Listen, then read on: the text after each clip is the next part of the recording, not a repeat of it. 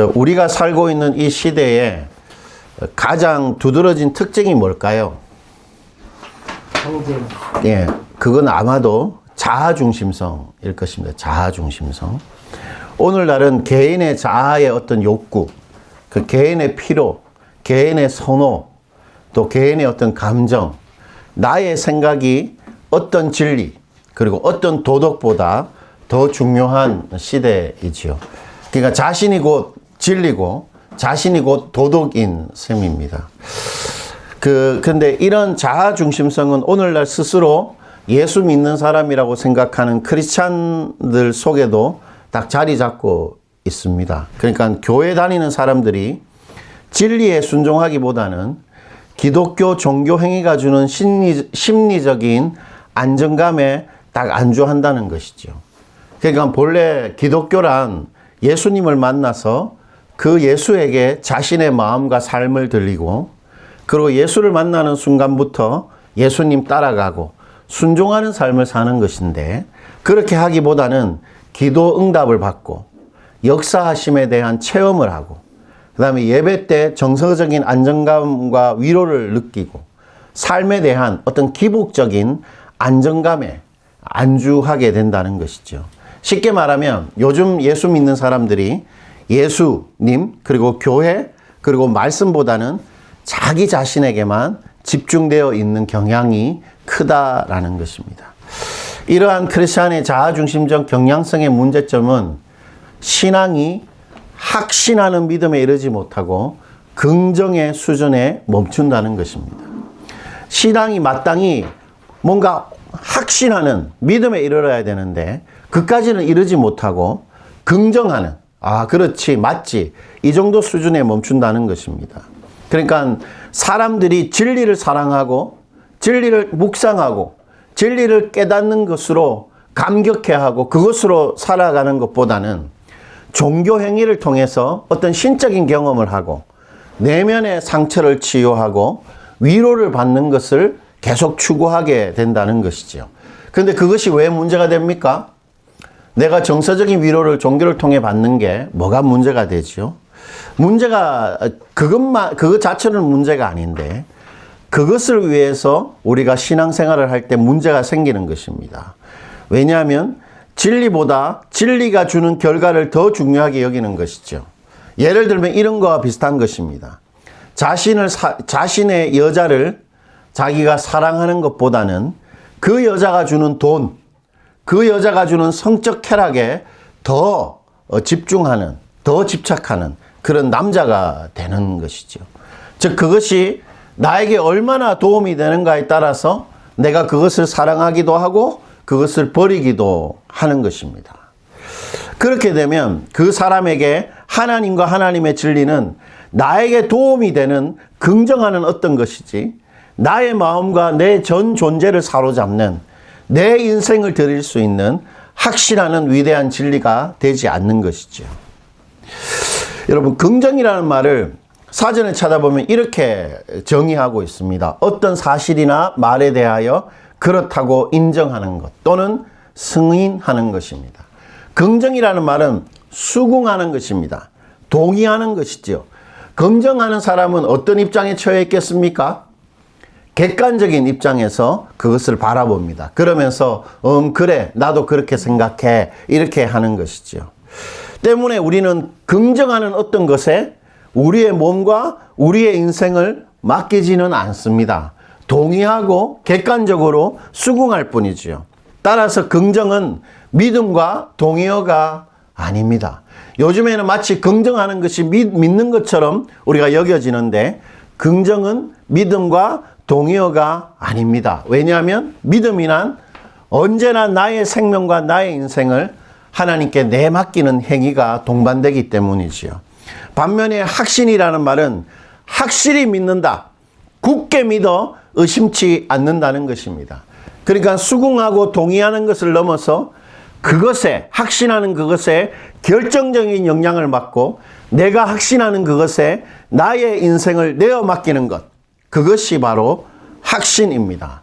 긍정은 하나님이 나의 아버지시지라고 고개를 끄덕이는 것이라면, 확신이라는 것은 하나님의 그 아버지 되심에 정말 나의 인생의 모든 것을 내어 맡길 수 있는 행위가 반드시 동반되는 것이지요.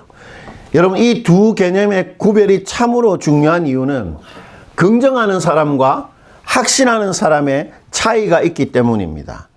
하나님과 하나님의 말씀을 긍정하는 사람들은 심리적인 위로와 기복적인 안정감만 계속 누리게 됩니다. 그러면 어떤 사람이 되냐면 종교적인 사람이 되는 것입니다. 그래서 기도원에 가는 그 시어머니가 기도원에 갔다가 돌아오면 이 며느리가 긴장을 하는 거예요. 뭐 감기가 들려도 네가 기도 안 해서 아기가 감기가 들렸다 그러고, 무엇이든지 뭘 못해도 다 종교적으로 해석하고, 하나님 네가 제대로 신앙생활 하지 못해서 남편이 승진을 못하는 것이다, 뭐 이런 식으로 접근하게 되는 것입니다. 종교적인 사람이 되는 것이죠. 이기적인 종교인이 되는 것입니다. 반면에 하나님과 하나님의 말씀에 대한 확신은 반드시 하나님의 결과를 그 사람에게 가져다 줍니다. 예수님이 그것을 이렇게 말씀하셨는데, 마가복음 9장 23절, 우리 주보에 있는 거 한번 읽어보시겠습니다. 예수께서 이르시되 무슨 말이냐, 믿는 자에게는 능히 하지 못할 일이 없느니라. 여러분, 믿는 자가 할 수 있는 게 뭡니까? 믿는 자가 할 수 있는 것. 믿는 자는 예, 맞습니다. 능히 하지 못할 일이 없다라는 것입니다. 믿는 사람이 뭔데 무엇이든지 할 수 있을까요? 이 말은 이런 뜻이죠. 하나님을 믿는 자는 반드시 하나님이 능히 하지 못함이 없으심을 경험하게 된다라는 말입니다. 확신하는 사람은 반드시 하나님의 결과를 경험하게 되어 있습니다. 그래서 그 사람이 어떻게 될까요? 계속 하나님을 아는 지식이 쌓이게 됩니다. 산 지식이. 단지 머리로만 아는 것이 아니라 내 심장과 내 마음으로 알게 되는 하나님의 상경험이 그 사람을 어떻게 만들까요? 하나님의 사람으로 서서히 만들어가는 것입니다. 확신만이 그 사람을 하나님의 사람이 되게 하는 것이죠. 오늘 우리가 읽었던 이 본문이 그 긍정, 그 확신과의 이 상관관계를 탁월하게 보여주고 있는데, 오늘 본문의 배경은 왕정 국가 전의 이스라엘입니다. 왕이 다스리기 전에 이스라엘이죠. 이게 그림이 그려지십니까? 그러니까 종교와 정치를 통합한 리더지요. 사사라는 사람들이 전체를 이렇게 엉성하게 다스리고 있는 시대였습니다. 왕이 아직 없었던 시대인데, 그때 이스라엘이 국가적으로 범죄하기 시작해요. 그러니까 하나님을 예배하고 섬기지 않고 다른 이방 신들을 섬기기 시작합니다. 다른 이방의 정신을 따라서 이방의 방식을 의존하면서 살기 시작해요. 그러자 하나님께서 징계하십니다. 미디안이라는 유목민족을 통해서 하나님이 그들을 징계하는데, 사사기 6장 2절입니다. 우리 한번 읽어보죠. 미디안의 손이 이스라엘을 이긴지라. 이스라엘 자손이 미디안으로 말미암아 산에서 웅덩이와 굴과 산성을 자기를 위하여 만들었으며. 왜 사람들이 미디안 족속 때문에 웅덩이를 만들고 집에 또 어디 굴을 만들고 산에다가 이렇게 뭔가 다 이렇게 안전한 산성을 이렇게 만들었을까요? 왜 그럴까요? 숨으려고 하는 것도 있지만, 유목민들, 이 유목 족속인 미디안이 와서 하는 짓은 여자를 빼앗아 가고 먹을 것을 다 가져가는 겁니다. 예.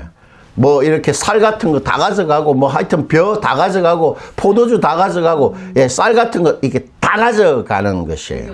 예. 그러니까 그게 숨겨 놓으려고 구덩이를 파놓고 있는 거예요. 그러자 결국 이렇게 됩니다. 사사기 6장 6절인데요. 이스라엘이 미디안으로 말미암아 궁핍함이 심한지라. 이에 이스라엘 자손이 여호와께 부르짖었더라. 먹을 게 없어졌어요. 예, 계속 가져가니까 그 적군을 막을 수도 없고, 계속 자신의 부녀자를 데려가고 먹을 거 싹 다 가져가니까 더 이상 살아갈 수가 없게 됐어요. 궁핍함이 심하게 됐습니다. 그때 하나님께서 기드온이라는 사람을 찾아와요. 기드온. 그것이 바로 사사기 6장 16절인데 우리 한번 읽어보죠. 여호와께서 그에게 이르시되 내가 반드시 너와 함께 하리니 내가 미디안 사람 치기를 한 사람 치듯 하리라 하시니라. 하나님께서 기드온에게 딱 나타나서는 내가 너를 통해서 이스라엘을 구원하겠다. 네가 미디안을 한 사람 죽이듯이 죽일 것이다. 그렇게 딱 말씀하십니다. 그러자 기드온이 어땠을까요? 사명감을 가지고 사람들을 모으기 시작합니다. 그래서 이스라엘 북부 지방에 있는 족속들을 32,000명, 독립군이죠, 독립군. 그들을 모집하는데 사사기 6장 35절입니다. 한번 보시죠. 기드온이 또 사자들을 온 므낫세에 두루 보내매 그들도 모여서 그를 따르고 또 사자들을 아셀과 스브론과 납달리에 보내매 그들도 올라와 그를 영접하더라. 여러분, 사람들이 그 미디안 족속을 두려워서 뭘 했습니까? 구덩이 파고 두려워하고 있었잖아요. 언제 이들이 나타나서 우리 걸 뺏어갈지 모른다는 두려움 속에 있는 사람들이, 그것도 3만 명 이상이 목숨을 걸고 모였다. 기적 같은 일이죠. 하나님의 역사하심입니다. 기드온에 나타나서 기드온에게 네가 미디안 족속을 물리칠 것이다, 그 말을 듣고 기드온이 사람을 모으니까 거짓말 같은 일이 일어난 거예요. 3만 명의 군사들이 딱 모집된 것입니다. 근데 그렇게 거사가 진행되는 가운데 여러분 같으면 어떨까요? 어떤 생각을 하시겠어요? 하나님이 나에게 말씀도 하셨고 실제로 군사가 생겼다면 이제 여러분 어떻게 하시겠습니까? 힘이 나서 싸우러 가겠죠. 그런데 기드온은 그렇게 하지 않고 하나님께 재미있는 요구를 합니다. 바로 양털 시험입니다. 36절과 37절에 한번, 39절에 또 한 번 더 요구하는데, 우리 36절과 37절 먼저 한번 읽어봅시다. 기드온이 여호와 하나님께 여쭈어 주께서 이미 말씀하신 같이 내 손으로 이스라엘을 구원하시려거든 보소서. 내가 양털 한 뭉치를 타작마당에 두리니 만일 이슬이 양털에게만 있고 주변 땅을 마르면 주께서 이미 말씀하신 같이 내 손으로 이스라엘을 구원하실 줄을 내가 알겠나이다 하였더니, 이게 무슨 말입니까? 이런 말이에요. 쉽게 말하면 하나님, 제가 하나님의 말씀을 못 믿겠다는 건 아닙니다. 그런데 제가 뭔가 확신하고 싶습니다. 그러니까 하나님이 기적을 보여주십시오. 하나님만 할 수 있는 기적을 보여달라고 하면서 먼저 요구한 것이 뭐죠? 내일 아침에 일어나서 새벽에 이슬이 딱 깔리잖아요. 땅에는 이슬이 하나도 없고 양털에만 이슬이 딱 있는 기적을 보여달라, 그렇게 요구한 겁니다. 근데 하나님이 실제로 그렇게 하셨어요. 그렇게 하셨거든요. 그러면 여러분 어떤 마음이 들겠어요? 아, 확실하구나 할 텐데 기드온은 그러지 않았습니다. 한 번 더 요구하는데 39절입니다. 우리 39절도 한번 읽어보죠. 기드온이 또 하나님께 여쭈오되 주여 내게 노하지 마옵소서. 내가 이번만 말하리이다. 구하옵나니 내게 이번만 양털로 시험하게 하소서. 원하건대 양털만 마르고 그 주변 땅에는 다 이슬이 있게 하옵소서 하였더니 하나님이 실제로 이 말도 들어줍니다. 그래서 아침에 눈을 뜨니까 양털은 이슬이 없어요. 양털 주변에 땅은 다 촉촉한데 양털만 말라 있는 것입니다. 그럴 수가 없잖아요. 하나님이 하신 것입니다. 여러분, 기드온이 이 자연 법칙을 역행하는 이런 기적을 요구한 이유가 뭘까요? 하나님이 자신을 통해 미디안을 몰아낼 것이라는 걸 믿지 못했기 때문입니까? 그런 것 같지는 않아요. 왜냐하면 그랬다면 아예 군사를 모집하지도 않았겠죠. 용기를 좀 달라. 확신을 달라는 거예요. 확신이 안 되는 거예요. 그런데 군사들도 모여있긴 했는데, 여러분 36절과 37절을 한번 보면 반복되는 표현이 있습니다. 36절에도 말씀하신 같이 뭐죠? 내 손이지요. 그 다음에 37절도 한번 보십시오. 주께서 이미 말씀하신 같이 뭐지요? 내 손으로. 똑같은 표현을 두 번 반복하고 있습니다. 하나님의 말씀이라는 것은 뭡니까? 하나님이 어떤 말씀을 하셨죠? 기드온에게? 그렇지. 네가 미디안 족속을 한 명 치듯이 다 해서 이길 것이라고 말했죠. 하나님의 주장입니다. 너를 통해 미디안을 이기게 될 것이다. 그런데 자신의 손은 뭡니까? 이 기드온의 손은 하나님의 말씀과 기드온의 손인데, 기드온의 손은 뭐죠? 미디안을 쳐서 이길 수 있는 현실적인 가능성이죠. 내 손. 자기 손에는 아무것도 없는 거예요. 하나님의 현실과 하나님의 말씀과 기드온의 현실 사이에 뭐가 있습니까? 벽 같은 이 괴리감이 있는 것입니다. 괴리감. 6장 15절이 그 괴리감을 이렇게 잘 표현해주고 있는데 6장 15절 한번 읽어볼게요. 그러나 기드온이 그에게 대답하되 오 주여 내가 무엇으로 이스라엘을 구원하리이까? 보소서 나의 집은 므낫세 중에 극히 약하고 나는 내 아버지 집에서 가장 작은 자니이다 하니. 제가 저번 주에 제주도에 있는 저희 교단 목사님들하고 좀 사귀려고 그분들이 하는 족구장에 이제 족구를 하러 갔죠. 재밌게 족구를 했어요. 그래서 몸살이 났는데, 근데 갔다 오면서 제 마음이 너무 이렇게 또 불행해지는 겁니다. 왜냐하면 그분들이 이렇게 나이가 많은데 그분들을 보니까 다들 교회 건물을 하나씩 지어가지고 꽤 교세가 있는 분들이었어요. 근데 저는 이제 개척교회를 이렇게 하는데 저도 나이가 조금 이제 들어차 있는 상황인데 나는 저분들 같이 저 나이 때 그런 교회가 있을 수 있겠나 이런 생각을 하니까 또 마음이 많이 이렇게 불행했던 것입니다. 그래서 제가 너무 이렇게 지극히 작다. 오늘 기드온이 말하는 것처럼 극히 약하고 이 지극히 작은 자라는 그런 생각을 하니까 마음이 쉽지가 않았어요. 근데 물론 이제 금세 또 회복되긴 했는데 오늘 기드온은 돈도 없고 이름도 없고 군사도 없는 사람입니다. 그런데 어떻게 자신을 통해서 하나님께서 이런 역사를 일으킬 수 있을까? 확신이 서지가 않았던 것이요. 그래서 그 현실적인 괴리감을 어디서 찾았냐면 하나님에게서 찾고 싶었던 것입니다. 하나님한테서. 그래서 양털 시험을 한 거예요. 신앙의 행위죠. 신앙의 행위. 그런데 여러분 양털과 이슬 기적이 그 괴리감을 채웠을까요? 채우지 못했습니다. 여러분 기드온은 하나님이 자연 법칙을 역행할 수 있는 전능자라는 사실을 눈앞에서 봤어요. 그런데 자신이 없었습니다. 여전히. 그게 바로 7장 10절입니다. 우리 오늘 본문입니다. 오늘 성경 말씀 7장 10절 우리 크게 한번 읽어볼게요. 오늘 본문 성경 말씀 7장 10절 만일 내가 내려가기를 두려워하거든 내 부하 브라와 함께 그 진영으로 내려가서 지금 미디안의 심리적인 상태가 어떻다고 하나님이 딱 지적하십니까? 네가 두려워하고 있다 여전히. 그러면 네가 네 부하 브라와 함께 그 미디안 진영 텐트 진 치고 있는데 가봐라 이렇게 말씀을 하신 거예요. 기도는 지금 뭘 못하고 있죠? 여전히 확신을 못하고 있습니다. 하나님의 기적을 보고도 확신을 못하는 거예요. 하나님에 대해서. 여기서 우리가 알 수 있는 것은 사람은 보고 경험하는 것으로는 절대로 하나님을 확신하지 못합니다. 믿지 못하는 거예요. 그렇다면 무엇이 사람으로 확신을 가져다 주는가 하는 것입니다. 오늘 설교의 중요한 질문인데 무엇이 사람에게 하나님과 하나님의 말씀에 대한 확신을 가져다 줄까요, 여러분? 7장 11절입니다. 7장 11절에 답이 있는데 우리 한번 읽어볼게요. 그들이 하는 7장 11절 그들이 하는 말을 들으라. 그 후에 내 손이 강하여져서 그 진영으로 내려가리라 하시니 기드온이 이에 그의 부하 브라와 함께 그의 군대가 있는 진영 근처로 내려간즉. 여기서 내 손이 강하여진다는 게 무슨 말이냐면 두려움이 사라진다는 것이죠.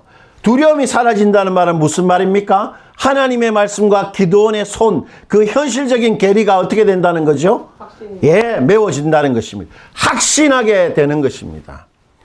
여러분 어떻게 하면 손이 강해진다고 말합니까? 하나님이 그들이 하는 뭘 하라고요? 그들이 하는 뭐를 들으란 말입니까? 11절에 7장 11절에 보니까 네 맞습니다. 말을 들으라는 것입니다.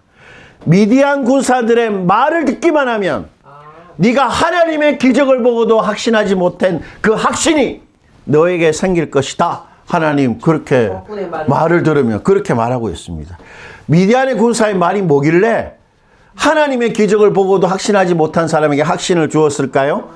미디안의 군사의 말은 두 부분으로 나뉘는데 13절의 꿈 그리고 14절의 해몽입니다. 우리 13절의 꿈 한번 읽어볼까요? 어떤 꿈인지. 기드온이 그곳에 이른즉 어떤 사람이 그의 친구에게 꿈을 말하여 이르기를 보라 내가 한 꿈을 꾸었는데 꿈에 보리떡 한 덩어리가 미디안 진영으로 굴러 들어와 한 장막에 이르러 그것을 쳐서 무너뜨려 위쪽으로 엎드니 그 장막이 쓰러지더라.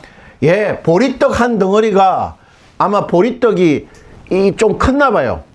이런 보리떡 한 덩이가 위에서 쭉 굴러오더니 자기가 자고 있는 장막을 뚝 무너뜨리는 걸 꿈에서 꾼 거예요, 한 군사가. 그러니까 옆에 있는 같이 보초를 서던 한 군사 한 명이 그것을 해몽해 줍니다. 해몽이 14절입니다. 우리 14절도 한번 읽어볼게요. 그의 친구가 대답하여 이르되 이에 다른 것이 아니라 이스라엘 사람 요아스의 아들 기드온의 칼이라. 하나님이 미디안과 그 모든 진영을 그의 손에 넘겨주셨느니라. 예, 해몽입니다. 여러분 그렇다면 이 꿈이 뭘까요? 꿈은 하나님께서 어떤 병사에게 주신 하나님의 말씀입니다. 그럼 해몽은 뭐죠? 결과. 깨달음. 그 말씀이 실제로 무엇을 의미하는지에 대한 메시지, 바로 설교입니다. 기드온은 미디안 진영에서 하나님의 말씀과 하나님의 그 말씀에 대한 설교를 들은 것입니다. 기드온은 그곳에서 바로 자신에게 풀어지고 자신에게 깨달아지고 자신에게 적용되어지는 설교를 들은 것이죠. 바로 그 보리떡이 기드온이었던 것입니다. 기드온은 보리개떡같이 아무것도 없는 자신이 미디안을 괴멸할 것이라는 설교를 들은 것이죠. 기드온은 하나님의 말씀을 듣고 그것을 깨달았습니다. 그러자 그 말씀이 자신의 것이 되었습니다. 그래서 확신의 사람이 된 것입니다. 15절입니다. 15절에 기드온의 확신이 잘 나오는데 우리 15절 크게 한번 읽어볼게요. 기드온이 그 꿈과 해몽하는 말을 듣고 경배하여 15절입니다. 이스라엘 진영으로 돌아와 이르되 일어나라 여호와께서 미디안과 그 모든 진영을 너희 손에 넘겨주셨느니라 하고 확신이 생기자 그 말씀을 듣고 깨닫자 기드온이 진영으로 돌아와서 뭐 합니까? 빨리 가서 우리 적군을 쳐부수자. 일어나라. 이렇게 확신했던 것입니다. 하나님의 기적을 보고도 확신하지 못했던 사람이 말씀이 깨달아지자 확신의 사람이 된 것입니다. 여기서 우리는 중요한 진리 하나를 발견합니다. 확신은 말씀이 바로 지금 나에게 풀어지고 깨달아질 때만 생기는 것입니다. 누가복음 16장 31절에서 예수님 그것을 이렇게 말씀해 주시는데 우리 주보에 있는 누가복음 16장 31절 우리 한번 읽어보죠. 이르되 모세와 선지자들에게 듣지 아니하면 비록 죽은 자 가운데서 살아나는 자가 있을지라도 건함을 받지 아니하리라 하였다 하시니라. 예수님이 뭐라고 말합니까? 죽는 사람이 일어나는 거 기적이잖아요. 죽는 사람이 일어나는 일을 한 어떤 사람의 말을 다른 사람이 들을까요? 안 들을까요? 들어요. 예, 듣게 되겠죠. 그러나 그렇지 않다는 것입니다. 모세와 선지자 말씀을 듣지 아니하면 건함, 확신, 이 건함이라는 말이 확신하다는 말이거든요. 확신하지 못한다는 것입니다. 오직 사람은 말씀이 나의 것으로 풀어지고 깨달아질 때만 확신을 소유하게 됩니다. 여러분, 그 한동안 한 20년 전쯤일 거예요. 한국교회에. 이런 집회가 있었습니다. 아말감 아시죠? 이빨 아말감. 네. 요즘 아말감을 잘 안 하잖아요. 요즘 잘 안 하는데 아말감이 금리빨로 바뀌는 일이 있었습니다. 예배를 드리다가. 뭐 기적으로? 그래서 그 교회가 수천 명이 막 사람들이 금리빨 만들려고 그 교회 예배 참석하는 그런 일이 실제로 있었어요. 그리고 그게 거짓말이 아닌 게 제가 실제로 금리빨 바뀐 선교사님을 만나 뵀어요. 많은 사람들은 아닌데, 진짜 많은 사람들은 아닌데 그분이 거짓말 하실 일은 없고 그거 가지고 많은 사람은 아닌데 부풀려지긴 부풀려졌어요. 뭐 예배 참석하면 다 되더라가 그게 아니고 한 서너 명 정도가 실제로 금리빨이 바뀌는 일이 있었습니다. 근데 그게 우리한테 도움이 됩니까? 금리빨이 바뀌었다 내가. 절대로 도움이 안 됩니다. 우리의 하나님에 대한 확신은 반드시 말씀이 풀어져야 하는 것이에요. 이처럼 우리 삶과 우리를 변화시키는 힘은 확신의 힘입니다. 확신이 생기면 어떻게 합니까? 그 초래했던 사람이 300명 데리고 적군을 이길 수 있다라고 전쟁터에 나가서 그 300명이 어떻게 되냐면 해변의 수단 모래 같은 적을 다 괴멸시킵니다. 그 힘이 확신의 힘입니다. 우리에게 절실한 것이 바로 이 확신의 힘이지요. 그것 없이는 하나님에 대한 경험이 없습니다. 그러므로 우리 어떻게 해야 됩니까? 우리 주중에 시연 집사님이 했던 것처럼 말씀을 봐야 됩니다. 묵상해야 돼요. 구름이 있어야 비가 내리는 것처럼 말씀을 봐야 믿음이 생기고 확신이 생깁니다. 로마서 10장 17절이 그것을 이렇게 말하는데 이것도 우리 한번 읽어볼게요. 그러므로 그 믿음은 들음에서 나며 들음은 그리스도의 말씀으로 말미암았느니라. 바로 이 성경의 저자이신 예수님, 그 예수님의 말씀을 듣는 방식으로만 믿음이 생깁니다. 믿음, 확신은 성경을 봐야 됩니다.